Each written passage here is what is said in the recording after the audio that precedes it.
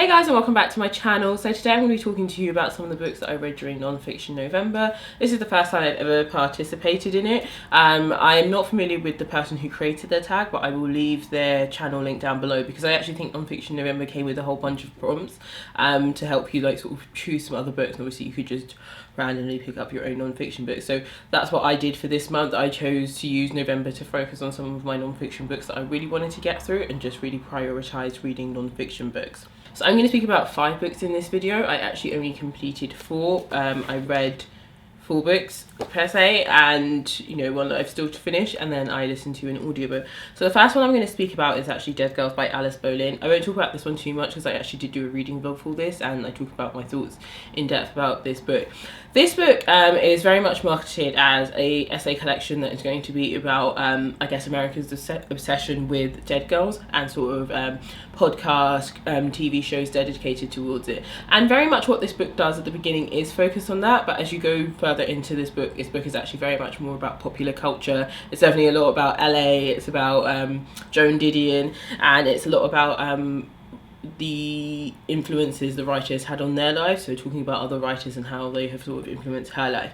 And actually going into this book, I knew that because I'd seen a lot of people review it and say actually that's kind of why they were disappointed in this, and like a lot of people were actually able to objectively sort of review it then based on the actual rest of the content of this book.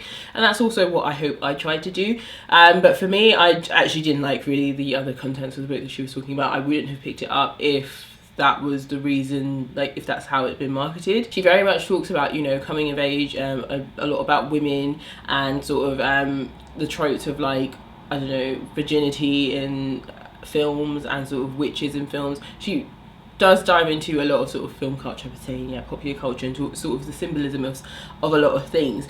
It's just, for me, I wouldn't have picked this book up from her. And one of the things I spoke about in my reading vlog was a lot of this very much felt like the kind of essays that you write when you're in school, when you really need to tell and show the reader, like you really need to be heavy-handed with it so that the marker knows what you're talking about. I feel like when I was in school, actually, when you wrote essays, there wasn't really it wasn't really about your writing technique per se. It was making sure that you had highlighted to the marker that you had read all the set text, that you were very aware of what was going on, and therefore you were very heavy-handed with the things that you were dropping in, and directly making correlation to things so that it couldn't be missed.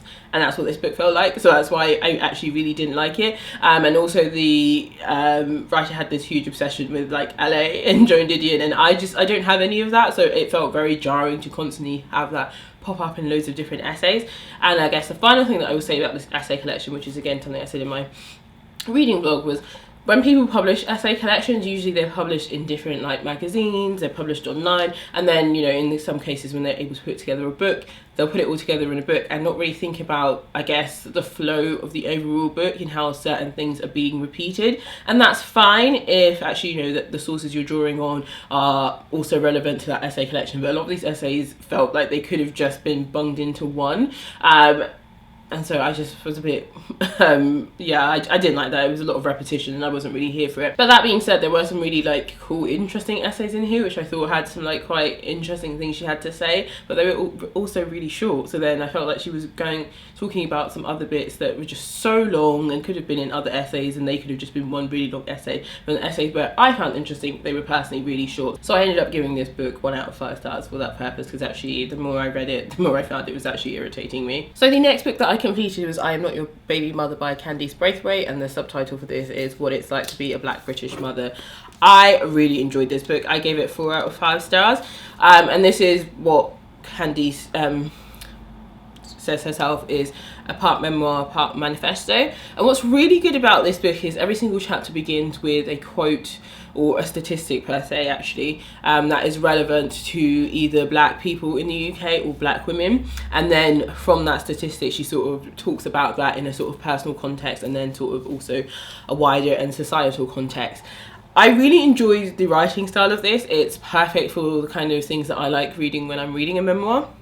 It's very friendly, it's very open, but I also feel like it's a lot of Candice's voice. And I mean, I've never actually followed her before this. I now follow her on Instagram. So Candice is primarily a content creator. I think she really has her roots where she started on Instagram, where she's basically like a mummy mummy blogger per se, and then she also created, I think it's also another sort of Instagram based group which is called Make Motherhood Diverse, and I guess through the creation of that and other things that were happening in her life that she decided she wanted to write this book. And this book has, how many chapters does it have? It has 9 chapters, and in each of the 9 chapters she just touches on something different in sort of that she experienced during her pregnancy, or something that might have happened to her child as like she was a toddler, or like a child, a toddler, whatever. So yes, and a lot of these also relate to just other wider societal issues to deal with black women. So primarily things I'm talking about is sort of, she has a chapter in here talking about black women and mental health, and like how actually growing up she knew a lot of mothers, a lot of her friends' mums had mental health issues that were kind of not really widely discussed.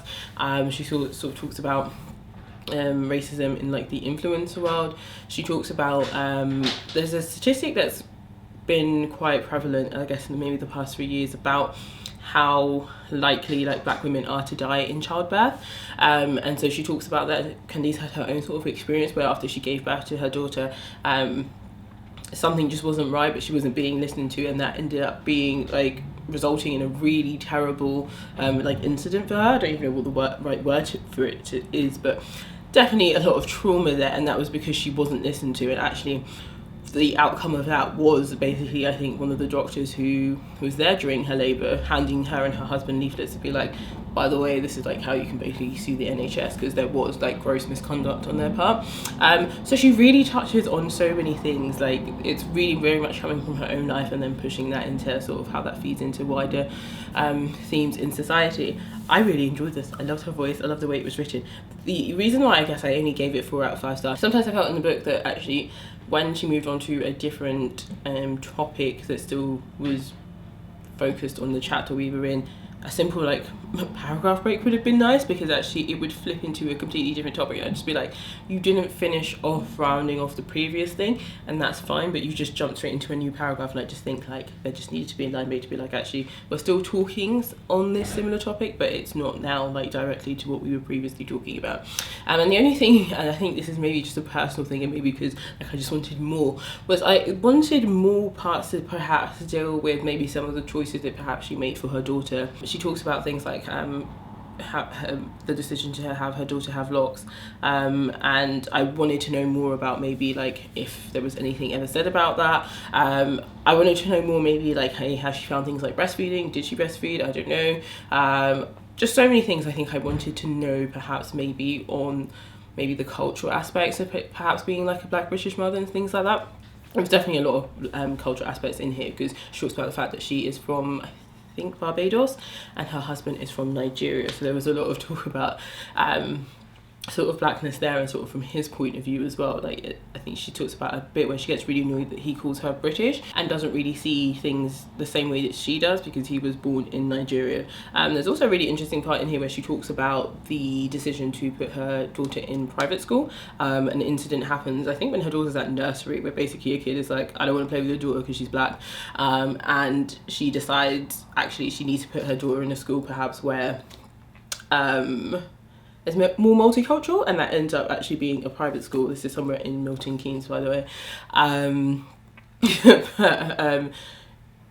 There's a really interesting conversation between her and her husband, because her husband says in Nigeria actually it's very common for people to go to private school. Like it's not like the UK where you have state schools and actually education there is perfectly well. Like in Nigeria and I think also in like Ghana and loads of other West African countries, it's perfectly just a normal done thing to pay for your children to go to school. So I guess he was kind of just like, yeah, it's a cool thing. But I think she had some internal sort of conflict with making that decision. I have no thoughts about that. She talks about the fact that she is at a panel and sort of talks about that, and other people weighed in on this when she was on Instagram about how she should send her daughter to a state school or private school. I was just like, I had no idea people were that invested in where people send their children to school. I do get the argument, but I just had no idea people be so invested about other people's children that they have never ever met. And also I forgot to say, I also did a reading vlog where I spoke about this book, so there are more of my thoughts on this book. But overall I really enjoyed this book. I found it really funny in some parts. Like I said, I really enjoyed her writing. I think it's very open. The tone is just like the kind of thing that I enjoy. So overall, really enjoyed this. So the other book that I listened to was Ain't I a Woman? Black Women and Feminism by Bell Hooks. I have been so excited to read something by Bell Hooks because I just see loads of people like always quoting her. Actually, the one that I always see people talking about really in relation to her is All About Love or something like that. It's a book that's got the red cover. Haven't read that obviously, but I decided to listen to this just because, you know, it's deemed as a classic work of feminist scholarship, and I really enjoyed it. I gave it 5 out of 5 stars. I really enjoyed it. I listened to it, so it was narrated by, I can't really pronounce this name, so I'm just going to put it across the screen. And I just found it really, really insightful. Unfortunately, I don't really think that I have the words really to describe the book and the sort of topics it covers, but I'm going to try. So first I'll just read you what it's about. It says here, examining the impact of sexism on black women during slavery, the devaluation of black womanhood, black male sexism, racism among feminists and black women's involvement with feminism. Hooks attempts to move us beyond racist and sexist assumptions. The result is nothing short of groundbreaking, giving this book a critical place on every feminist scholar's bookshelf. So yeah, it basically does what it says there. She very much talks in the beginning about sort of slavery and the positions that men and women held, and sort of even within that structure of, you know, black people being devalued, women were devalued the most, especially because actually women definitely faced a lot of sexual violence. That's not to say men didn't, but I don't think it happened on such a greater scale. And then she sort of goes through images of sort of black women that were portrayed in American society, so just sort of seeing them as the Jezebel, but then also on the flip side seeing women as being really domineering and sort of ruling the household and really emasculating men. And then talks about feminism, the feminism sort of movement in the US, and I think she does touch on some of it in the UK, and actually how within those structures actually, you know, black women were called to fight for the cause of feminism, but within those structures, within those institutions or groups, they were also facing racism, because actually white women didn't really value black women. They again either saw them as the sort of whores, the Jezebels, or they just didn't value them at all. And talks a lot about, you know, when women were allowed to work in the workplace, how actually a lot of the time they were not employed by companies because white women would refuse to, you know, work in the same place as them, share the same sort of toilets as them, and just make up all these sorts of things. So she really covers like all aspects of actually how, I guess, the black woman was put down in so many other values of her life. And, you know, a lot of it does focus on, again, how black men put down black women. I think it's excellent. I haven't read anything like this, so obviously my sort of understanding and I guess where I'm coming from is very limited, so actually reading something like this I found was very, very insightful. I don't know if it's the case if I read more, actually, you know, there'd be more of me that's able to sort of have a critique of Bell Hooks' work, but in all honesty I found it very accessible. I think that's one of the main things I find with a lot of things that's going to talk about sort of feminism and talk about the history and perhaps bring in theory.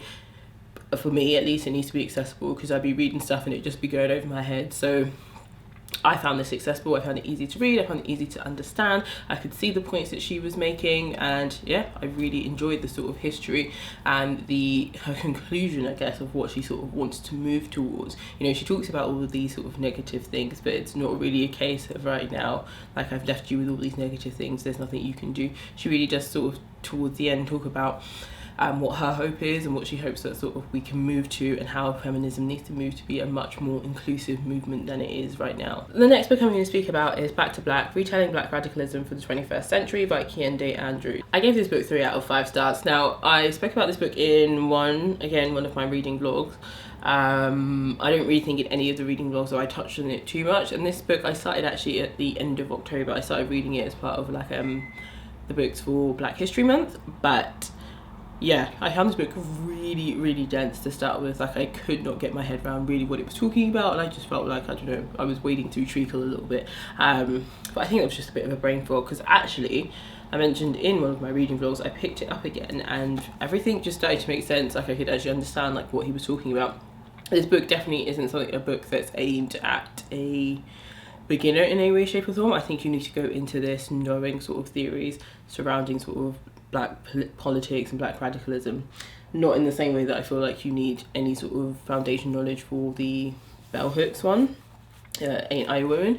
So I would definitely say that going into this, but that being said, you can still read it. I did actually read this and obviously understand a lot of it, but I think having an understanding of loads of the different schools of thoughts and theories and stuff like that would have actually been incredibly beneficial to me.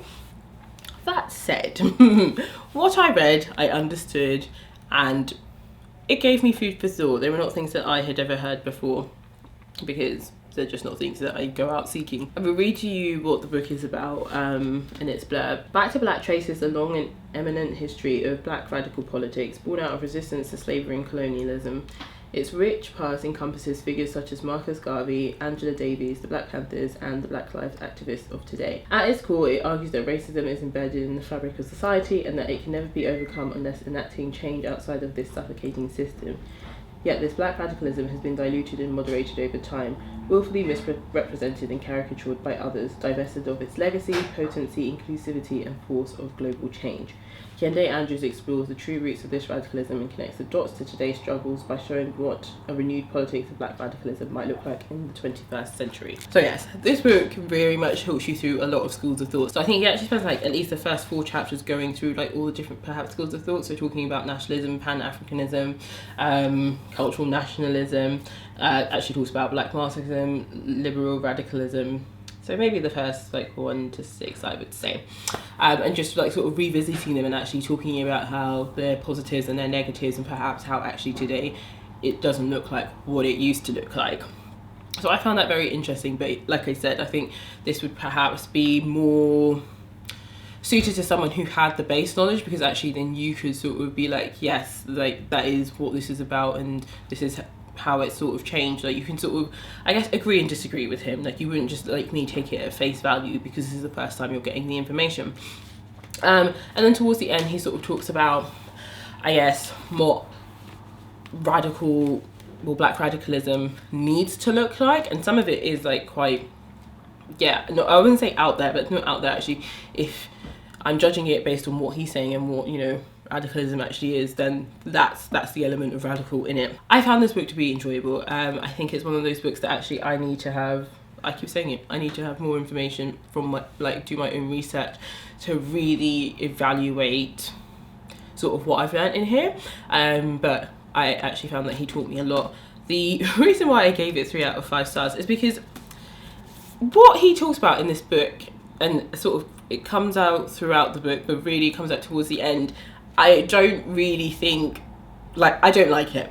So throughout this book he focuses a lot on Malcolm X, which is fine. He very much talks about the fact that women were relegated to caretaking roles in sort of these marches, revolutions, whatever was going on, all these like different groups that were really trying to tackle things to do with black power or thereabouts, and then talks about the fact that actually loads of women participated in more active roles than that, which is fine, very fair and well. But then he goes on to say the reason why he quotes Malcolm X a lot is because actually there's a lot of Malcolm X's body of work out there, and it's like, but why do you think that is? You've just explained that women were like you've just explained that women were sort of delegated to sort of caretaking roles, and actually people didn't really talk about the things that they did. So why is it that then you choose in the sort of like, maybe, I don't know when this next bit happens, to then say like the reason why you talk about Malcolm X is because a lot of his work is out there, but you know why that is. And actually, I don't know, for me, saying those two doesn't excuse why you like to quote Malcolm X a lot. I think it's very clear that he is in awe of Malcolm X, so it's just a bit like, that's fine, just say that's why you do it. I think don't say the reason why you quote him is because actually he has so much of his work out there that actually you're able to sort of pull from his quotes, especially because I was listening to bell hooks at the same time. So actually there is a lot of work that was done by women at that time, and there were a lot of women who were pushing in these political groups as well, and perhaps maybe not in the same groups that Andrews was looking at. But I feel like the reasoning he gave for it was just really weak, and actually as the book goes on it is very clear that he identifies that within a lot of these sort of movements and groups that there was a lot of sexism, but it's like he excuses that sexism in a way. Like I read another comment where he just sounds a bit apologetic for that, like he's just a bit like, well, you know, there was sexism, but now like sort of we're going to try and move past that, and it's like that obviously still exists today, and women are still in those sort of roles where actually they're not taking as seriously. I actually would have preferred actually in the sections of talking about like women and feminism, they just didn't mention it at all, because then actually that could have been a critique of the book, that actually he doesn't focus on women and sort of the part that they played. But it's actually incredibly more frustrating to hear someone touch on it and almost sound apologetic. And in the same vein of, I guess, sort of exclusion of other groups, also very briefly touches on the sort of homophobia that is sort of rife between in sort of black communities. And again, just sort of sounds a bit apologetic for it, because towards the end actually he talks about, you know, before you're sort of black and a woman, or black and gay, you're black, and so you need to fight the sort of you need to join the sort of system that's trying to sort of get power, or, you know, fairness, justice for black people, and sort of put aside the sort of woman and, you know, queer aspects. And it's like, how are you going to go in a march next and stand next to a march next to someone who like is happy to sort of denounce you and use slurs against you because you're a queer person? Like, that's not going to happen. Like, I get what he's saying, and, you know, in the terms of this book and it being radical, that's it. You know, you have to put aside the sort of differences that you have and come together for the common thing that you have. But in reality, people are not going to do that. So the other book that I started reading, and I'm really not that way, not very far through the book, is Lifespan: The Revolutionary Science of Why We Age and Why We Don't Have to, by Dr. David A. Sinclair. So far, like, this book is just talking about a lot of science, so it's using a lot of sciencey terms. It's not actually hard to read. He's obviously written it for an audience outside of those who have a scientific background, so that's fine. The writing is actually very accessible. But yes, at the moment I think he's just very much laying the foundations for maybe the different, I don't know, genes and terms and different things that are to do with aging. We've just passed the section where they're sort of talking about yeast, and there's some sort of thing to do with yeast and the way it interacts with other things and mice and aging, and I don't really know. But like, I'm not confused by it, but I just haven't actually read a lot of this book to give you guys any sort of insight into it. I am going to continue reading it for the month of December. I always like to read a non-fiction book alongside the fiction titles that I'm reading, so I'm going to definitely read it, but I thought I would just mention it in case anyone is curious and this book sounds interesting to them. But that is it for this video, and that is it for the books that I read during the month of November in order to participate in non-fiction November. I'm really glad, because actually what that's done is taken 2 books off my sort of stack of books that I really wanted to get through, and it was nice to actually participate in non-fiction November so that I could read through these books, because those were one of my goals. But also one of my goals was to read more non-fiction in general for 2020, so it's allowed me to get through 2 books, perhaps now like 2.5. I Am Not Your Baby Mother was quite a recent addition to my collection, so it like hasn't been on my TBR as long as the other books. But yeah, thank you guys so much for watching this video. Please let me know what books you read for non-fiction November. I hope your reading month went well, and I'll catch you in another video. Bye.